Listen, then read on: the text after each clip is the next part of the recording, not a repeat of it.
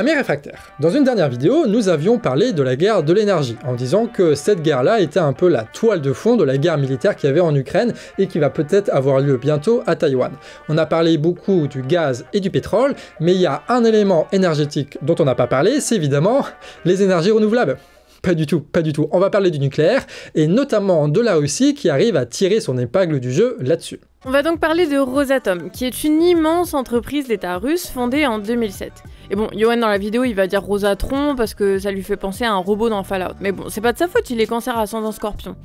Bref, Rosatom qui regroupe 300 filières et 250 000 salariés. À elle seule, elle gère 10% des parts du marché de l'extraction d'uranium, 36% de son enrichissement et 22% de l'assemblage du combustible nucléaire. Ouais, parce qu'en gros, l'uranium, il faut l'extraire, il faut l'enrichir et il faut l'assembler, et Rosatron, eux, ils sont capables de tout faire. En plus de ça, Rosatron, ils sont très bons en marketing, puisqu'ils viennent voir les pays, par exemple africains, en leur disant « on s'occupe de tout, on s'occupe de tout. On construit la centrale, on approvisionne en uranium, mais on l'exploite aussi, et on est propriétaire de cette centrale. » Tout leur appartient, ils gèrent tout de A à Z. Et vu que Rosatron sont les seuls à savoir produire du combustible compatible avec les centrales Rosatron, ils sont assurés que les pays africains ne vont pas changer de propriétaire à un moment ou à un autre. Donc, même si ces centrales-là sont dans des pays africains par exemple, en réalité, c'est bien Rosatron et à travers elle l'État russe qui gère tout. Aujourd'hui, Rosatron est en train de construire 36 réacteurs partout dans le monde. C'est énorme. Le gros avantage des pays qui signent ces contrats, c'est qu'ils peuvent avoir accès à des infrastructures très complexes comme des centrales nucléaires sans jamais à aucun moment avoir besoin, par exemple, de former des ingénieurs capables de gérer ces centrales-là. C'est littéralement servi sur un plateau d'argent. Avec sa boîte publique, l'idée pour les Russes est de pouvoir s'implanter dans des dizaines de pays qui seront totalement dépendants d'eux en termes d'électricité, puisque la Russie sera propriétaire et seule à savoir l'exploiter. Et couper l'électricité de tout un pays sur commande, ça donne quelques avantages stratégiques lors des réunions. Ces contrats mobilisent toute la diplomatie russe qui travaille en coopération avec Rosatom. Ils profitent donc du contrat de la centrale nucléaire pour faire signer des contrats de base militaire à côté, officiellement pour assurer la défense de la centrale, et qui permettent à la Russie de se développer à l'étranger aussi bien économiquement que militairement et diplomatiquement.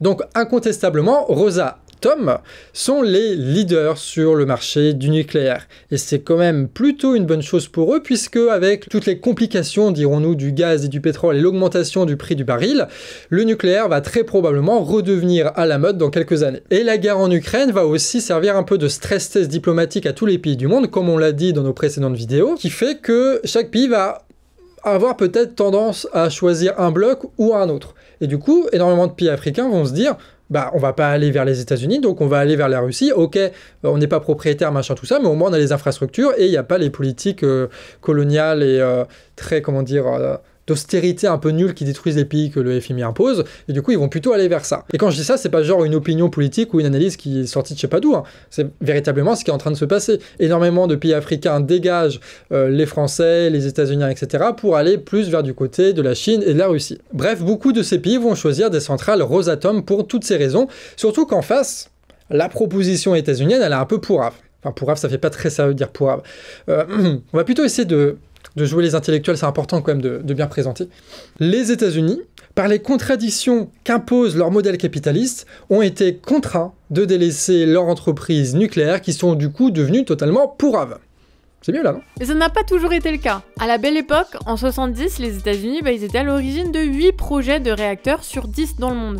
Soit parce qu'ils les avaient construites, soit parce qu'ils avaient vendu leurs plans et leurs licences. Sauf qu'un long déclin s'enclencha, d'abord avec l'accident nucléaire de Miles Island, puis de nos jours avec le gaz de schiste qui porte un coup fatal à l'industrie. Pourquoi? Parce que l'électricité produite à partir du gaz de schiste est beaucoup plus rentable que l'électricité produite par le nucléaire. Et donc, dans un monde capitaliste de la concurrence, c'est celui qui a le meilleur rendement qui s'impose. D'autant plus que la surproduction et de gaz et de pétrole de schiste offre aux États-Unis des opportunités diplomatiques de fou, comme on a vu dans la dernière vidéo sur la guerre de l'énergie.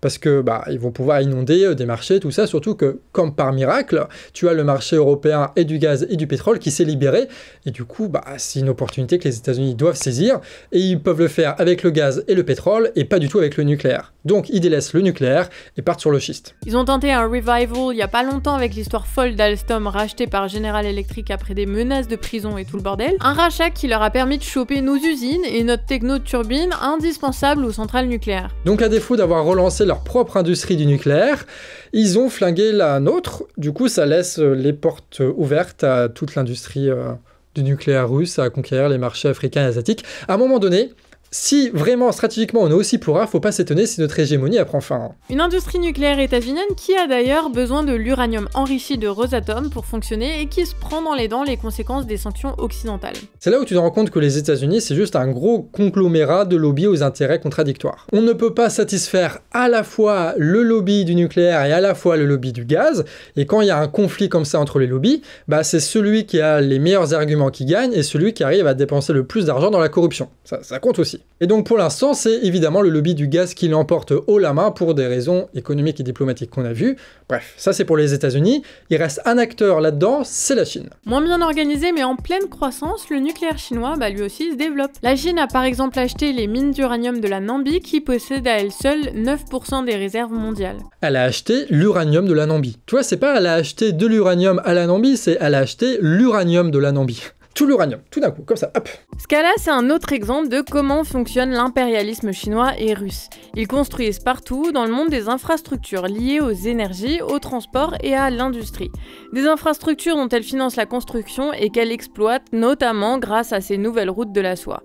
On a déjà parlé des usines à farine animale de la Gambie ou encore du port et de l'aéroport du Sri Lanka qui permettent à la Chine d'avoir un pied-à-terre dans l'océan Indien. Toutes ces choses, ils en sont propriétaires et c'est stratégique, ça leur permet de développer leur marché, ça leur permet de diversifier leurs sources d'approvisionnement par rapport aux matières premières, d'en avoir plus et donc de pouvoir se développer encore plus.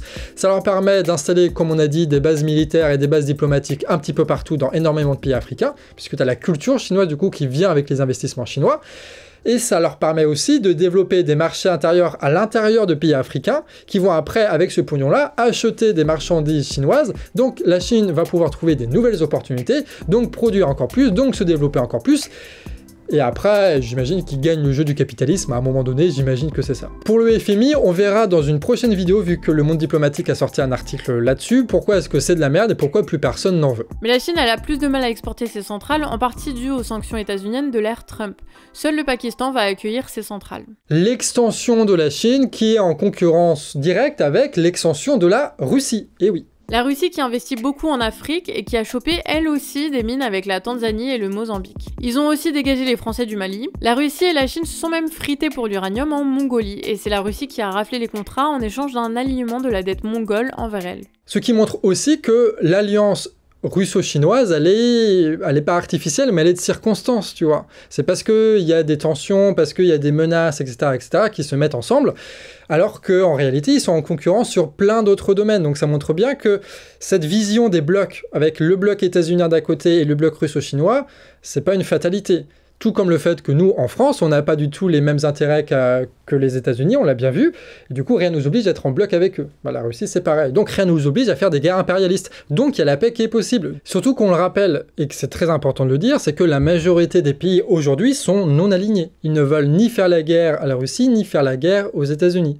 Donc, il y a encore une réalité qui est devant nous, qui est avec nous et qui nous pousse à nous dire il y a d'autres solutions que les guerres impérialistes. Bref, pour revenir sur cette histoire de nucléaire, ce qu'on voit en résumé, c'est que la Russie, par des jeux de circonstances, par le fait que la France a privatisé et s'est mis à genoux sur les États-Unis, que les États-Unis n'avaient en fait pas du tout d'intérêt à développer le nucléaire et que la Chine y galère un peu, fait que la Russie sont devenus un peu les leaders du nucléaire et s'installent dans de très nombreux pays qui vont devenir dépendants de la Russie. Ce qui va renforcer techniquement, matériellement, la logique de bloc.